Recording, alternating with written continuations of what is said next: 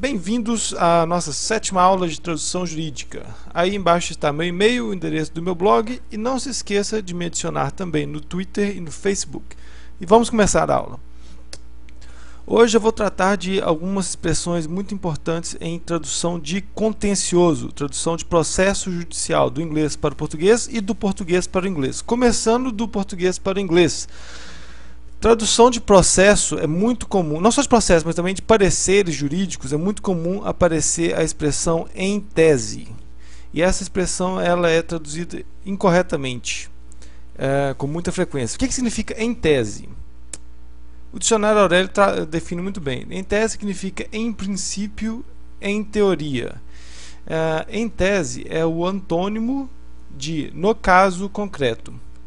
O problema é que as pessoas traduzem literalmente como in thesis. Jamais traduza por in thesis. Não é essa expressão não é utilizada em inglês. Qual é a expressão que você vai utilizar na tradução?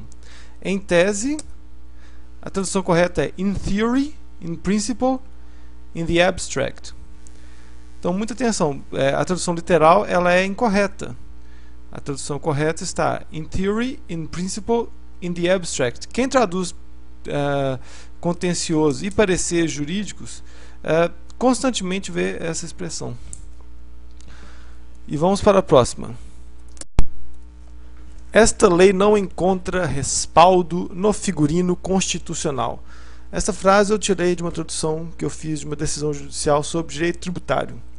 E ela é uma ótima frase, um ótimo exemplo de como fazer tradução jurídica de contencioso. Por quê?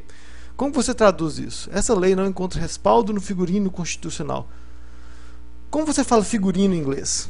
Não importa, porque você não vai traduzir o figurino. Isso aqui é um típico exemplo de verborragia, de pompa, de ostentação no discurso jurídico, pelos advogados, pelos juízes, por todos os operadores do direito. Ao traduzir, você deve traduzir de uma forma que possa ser compreendida por uma pessoa que não sabe o direito brasileiro e que não sabe português. Portanto, você tem que traduzir de uma forma simples, objetiva, sem ser simplório, é claro. E o que essa frase quer dizer? Ela simplesmente significa esta lei é inconstitucional. Mas em vez de dizer essa lei é inconstitucional, o operador do direito ele quis ostentar o seu manuseio da língua portuguesa e disse essa frase pomposa, mas na tradução, principalmente tradução técnica para escritórios de advocacia, para advogados, a tradução tem que ser o mais simples e objetiva, sem ser simplória, é claro. E a tradução, portanto, é This law is unconstitutional. Veja que a tradução ficou mais clara e objetivo do que o original. Se você fosse tentar transpor a verborragia do original para o inglês, não ia ficar bom e poderia não ser bem entendido pelo leitor americano ou inglês ou de qualquer outro país. Esse é um ótimo exemplo de como contornar essa dificuldade na tradução jurídica, que é saber lidar com essa característica do discurso linguístico do direito, que é o excesso de palavras para dizer coisas simples. E vamos para a próxima. Agora do inglês para o português. Essa é uma frase muito comum em decisões judiciais em inglês. To dissent from the bench. To read the dissent from the bench. Isso aí eu tirei de uma decisão da Suprema Corte dos Estados Unidos. É um conselho que eu dou. Sempre leia as decisões da Suprema Corte dos Estados Unidos, mas não as decisões inteiras, porque você ficaria o dia inteiro lendo. Mas sim os resumos que são publicados em notícias jornalísticas, no New York Times e outros jornais americanos disponíveis na internet.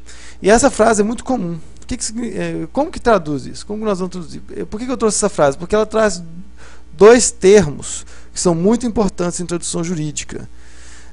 Dissent e bench. O dissent normalmente é traduzido de forma incorreta. O que é dissent? Em contextos judiciais, em contextos processuais. Aqui nós não estamos falando de societário. É contexto processual. Primeiro, descent pode ser um verbo, pode ser um substantivo. No caso aqui, to descend from the bench é um verbo. E como traduzir? Não traduza literalmente por dissentir ou dissensão. Apesar de a gente não poder falar que é absolutamente incorreto, mas é uma tradução literal que não respeita a expressão que é utilizada no português. E qual que é a expressão utilizada em português que é equivalente a descent? Se for verbo, é proferir voto vencido, e se for substantivo, é o voto vencido. O que é voto vencido? Voto vencido, as decisões de tribunais superiores, elas são tomadas por um grupo de juízes, né? Não é um juiz sozinho que toma a decisão. Na Suprema Corte dos Estados Unidos, por exemplo, todos os juízes se reúnem e tomam decisão conjuntamente. Mas pode ser que a decisão, todos os juízes concordem e tomam a mesma decisão. Mas pode ser que um juiz discorde da decisão e profira o voto vencido. Ele diz: eu não concordo com essa decisão. Mas como ele é minoria, ele perde. A decisão que vale é a outra. Então ele fica sendo vencido. Ele perdeu naquela decisão. Por isso é chamado de voto vencido, que em inglês é to dissent, ou então o substantivo é dissent. E a outra palavra interessante é o bench. O que é bench? Bench é o banco. É o banco, literalmente. Nesse caso específico, é o banco em que o juiz se assenta no tribunal ou na sala de audiência. Mas, figurativamente, a palavra bench passou a significar ter outro significado. Bench passou a significar os juízes coletivamente, a categoria dos juízes, a magistratura como um todo. Por exemplo, essa frase aqui: he was appointed to the bench. Ele foi nomeado para o banco? Não. Ele foi nomeado juiz. Então, esse é o sentido figurado da palavra bench. E vamos voltar para a frase, então. To dissent from the bench. To read the dissent from the bench. Como você traduz esta frase, que é muito comum em notícias relativas às decisões da Suprema Corte dos Estados Unidos?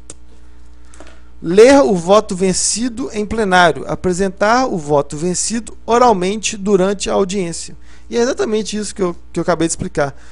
Ler o voto vencido, né? To dissent from the bench. O que é? O juiz vai ler o voto vencido sentado na sua cadeirinha, no seu banco de juiz. Em vez de ser no seu gabinete, escrevendo no computador, ele vai ler oralmente para que todas as pessoas possam ler. E é isso que é assim que deve ser traduzida a frase. To dissent from the bench, to read the dissent from the bench.